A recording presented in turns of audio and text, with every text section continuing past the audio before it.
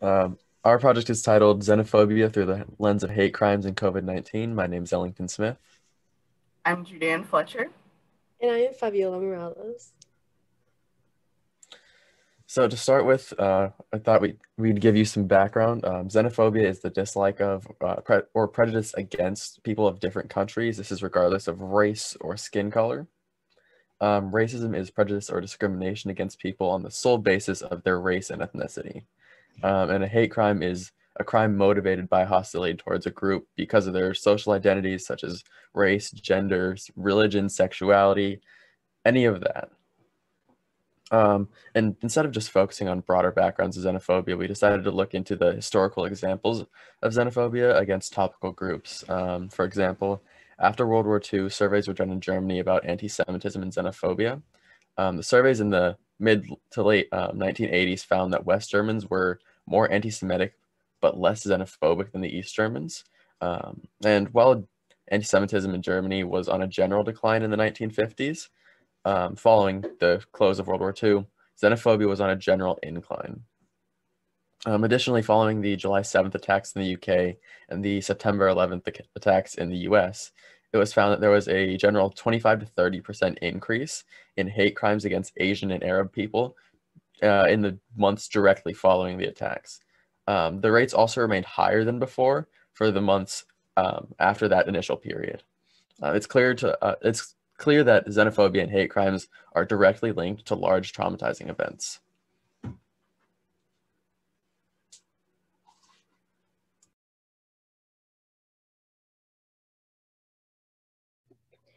Now that we know what xenophobia is and how it arose, how is this relevant to our everyday lives? Well, I'm pretty sure everyone is aware of the ongoing pandemic that we are currently living through as of today. Unfortunately, with this came a tsunami of hate and discrimination toward Asian people all over the world. From words of hate thrown at victims in public to the decline in sales in Chinese restaurants, we can see a whole array of disgusting behavior from other people toward this targeted group. Now, to be able to find a solution to this, we need to understand why people do it. People have xenophobic tendencies due to fear of the unknown. This phenomena is seen in places where they have a more homogeneous population instead of more diversity. Tracing back to history, there have been countless times where foreigners have brought diseases that have essentially wiped out hundreds of thousands of people. Some examples are the bubonic plague or the Spanish flu and so on. This creates a fight or flight kind of attitude in the person due to high levels of anxiety and essentially leads to disrespectful attitudes and thoughts such as boycotting Chinese restaurants, which ever since this started happening, many restaurants have closed or reported a 20% drop in sales and customers, or even denying Asian customers entry to a place. Xenophobia can also be due to having an ethnocentric type of mindset. Ethnocentrism is defined as a belief in superiority of one's own ethnic group or culture, which essentially leads to seeing other cultures as less than.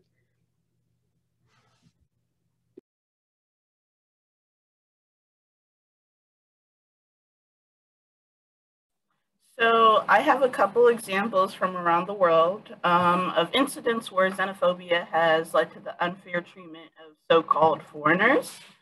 So if you've tuned into the news during the pandemic, especially around March, then I'm sure you've heard about the harassment that the Asian community has faced recently, especially those of Chinese descent. A3PCon, aka the Asian Pacific Policy and Planning Council, noticed this problem, and to fight against the growing resentment of the Asian community in the U.S., they founded the Stop AAPI Hate Campaign. From March 19th to August 5th, this organization has received around 2,600 reports of discrimination against Eastern Asian people. These reports of discrimination range in location, with New York and California being the hotspot states for cases, and types of harassment with verbal abuse accounting for 70% of incidents. This is what is often depicted in media. Viral videos of xenophobes often show them threatening Asian people to go back to their country, referring to the coronavirus as the China virus, and using many other forms of derogatory speech to blame the pandemic on Chinese people. Though most incidents are only verbal, there have been times when aggressors became violent. For example, in Manhattan, New York, an Asian woman was walking down a street when she was suddenly spit on by another woman, who then proceeded to blame her for the spread of coronavirus. When the Asian woman attempted to walk away from the situation, she was then attacked. Luckily, her attacker was charged with aggravated assault as a hate crime, but sometimes it doesn't work out that way, and victims of xenophobia are often left in justice. Public figures such as politicians, celebrities, and other types of influencers, as well as various media outlets, have contributed to this surge of hate in America by spreading fake conspiracies directly associating Asian people with the coronavirus. This is obviously not true, but these rhetorics are offensive and become dangerous once the public starts to believe them. And it's because of this that many Asian Americans have reported themselves experiencing fear of being deemed as dirty or infected during the COVID pandemic. There can sometimes be the misconception that xenophobia is something that only happens in the US, but in the UK, anti-Asian sentiments have also been rising. When comparing the amount of hate crimes reported in the first 3 months of 2019 to the first 3 months of 2020, cases have actually tripled.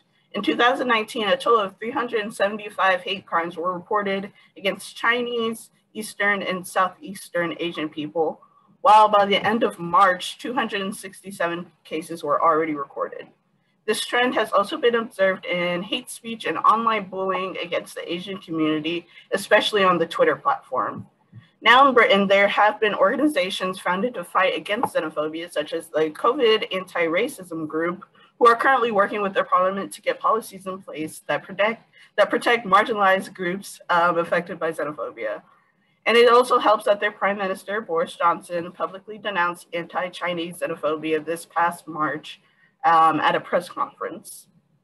Another misconception that can be formed about xenophobia is that it's exclusive to one race, when it really isn't.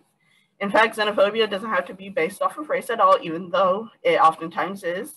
One prime example of an atypical case of xenophobia would be during the COVID pandemic would be the mass eviction and forced testing of Africans in Guangzhou, China. Kelly, a Nigerian student who has been studying in China for 3 years, gave a briefing on the situation in the city.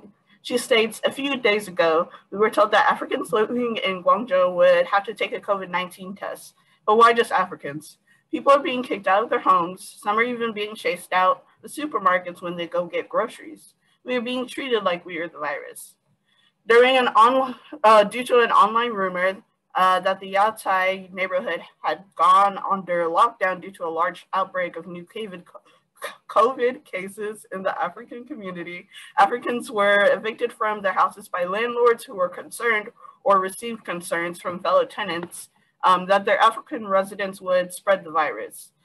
Most of those who were evicted were left without shelter and left to sleep on the streets. As for those who weren't evicted, many were forced to get tested or else they would have to move out as well.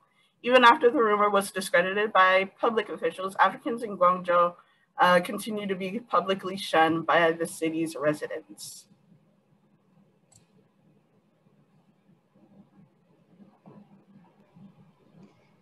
To be able to change these hurtful mindsets and reduce toxic behavior to create a safe and welcoming environment to victims of xenophobia, we should, first of all, have those uncomfortable conversations with people who are not educated on the topic and explain to them why their words, attitudes, and ways of thinking are hurtful to a community.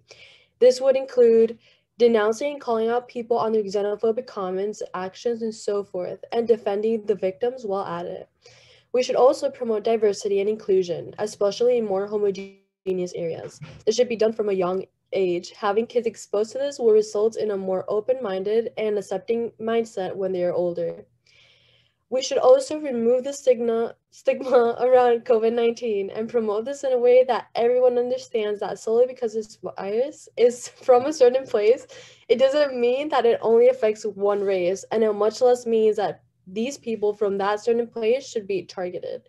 This should be applied especially to those in power and those that have a big platform, such as our former president who liked to refer to the virus as the Chinese virus with the full intent of hurting and giving China a bad name.